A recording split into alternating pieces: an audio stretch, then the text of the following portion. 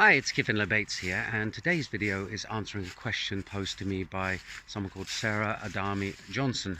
And her question was triggered by reading an article or a news report in which Marathon announced that they are producing a mining pool that implements KYC and AML.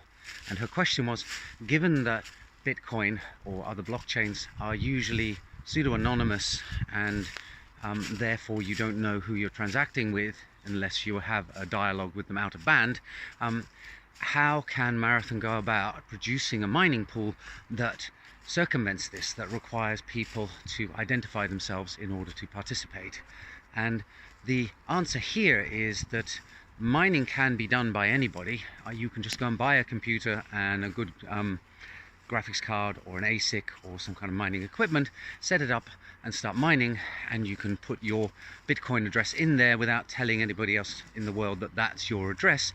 And if you find some valid blocks, you'll get a block reward, and no one will be able to trace that reward to you as a person. So this mining pool doesn't change how mining works in the Bitcoin space. Now, pools are slightly different than mining on your own. When you join a pool, you have a central group or central company that is maintaining a Bitcoin node and is basically computing the header for the next block and then sending it out to all the different miners in the pool. They all try these different random numbers to see if they can find a valid block. And if one of the pool finds a block, then the reward is shared out amongst all the members of the pool in proportion to the amount of hashing power that they are contributing to the mining pool's operation.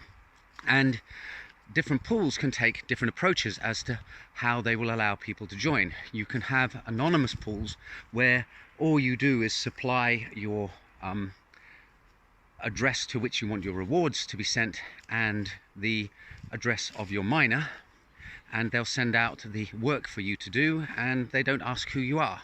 And that would be anonymous pooled mining. A mining pool can also require you to sign up, have an account, put in a username and a password. That's up to them because it's their central server that is running the service to provide the mining data. And if you wanted to be really strict, you could have a mining pool where for people to be able to join the pool, they would have to send you a photocopy of a passport and a picture of a recent utility bill, maybe your social security number or passport number or other details like that, maybe even your bank account details. So there is nothing stopping a particular mining pool operator from operating it using AML and KYC procedures. And there are plenty of software tools and lawyers and other services out there that can help a company implement AML and KYC services. In fact, I work as a consultant for a company in Finland that are looking at improving AML and KYC services to Bitcoin exchanges, for example. So it's really up to the individual mining pool how they run it. And this is not about how Bitcoin or other blockchains operate. If a blockchain operates in a truly anonymous way, such as Zcash, then the way that a mining pool decides to operate will not change how the underlying blockchain functions.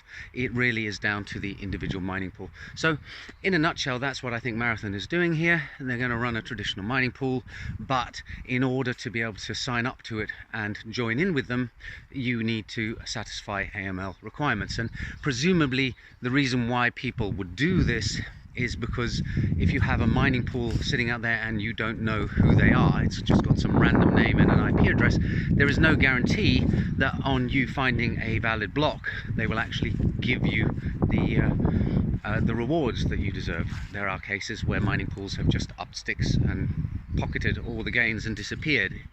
It's less common now because the ones that haven't pulled exit scams have been going for a while, and presumably they are proud of their reputation that they have built and they don't want to squander it on a measly scam. So maybe you would sign up to a mining pool like Marathon's if you felt that it was giving you more security and reliability. Of course, you're getting that at the cost of revealing who you are and sending a copy of your passport or something like that across the internet to them. Who knows? Anyway, I hope that answers your question, Sarah, and I'll see you all in the next video soon. Bye for now.